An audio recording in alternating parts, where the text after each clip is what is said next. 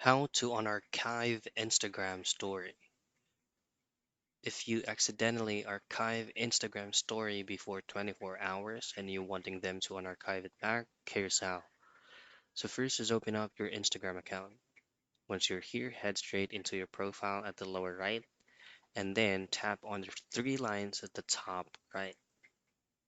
In here, scroll down a bit and then under how you use Instagram, you should be able to see archive option. Tap that. And this is where all your Instagram stories that you archive will show up. Now, on archiving it back is very simple. All you have to do is to tap on that specific story, and then at the lower right, you should see more, tap that.